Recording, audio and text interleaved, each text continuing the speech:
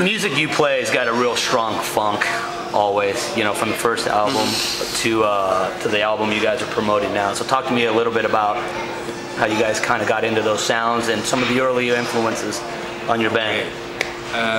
Well, for me it was because I already was a DJ for maybe 10-15 years or something. I grew up with buying records, and I started out with alternative music and punk and new wave. But after a while, through the DJing, I discovered black music, soul, funk, that sort of stuff. And from there on, especially with hip hop, it was late 80s, early 90s, that hip hop used a lot of samples from old soul or funk records. And from there on, we sort of dug into this whole vault of stuff we never heard before, jazz.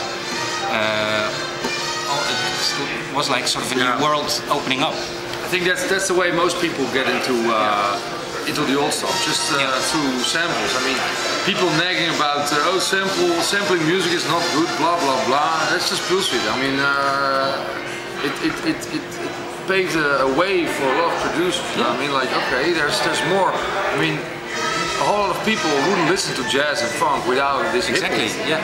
So it's the same thing for me. The same thing for Mark as well. I mean, we discovered a lot of old music, and still are discovering a lot of old music. You know, and it all started with hip hop in the 80s. So I think it's also very sort of a democratic way of making music, because I'm not really a musician.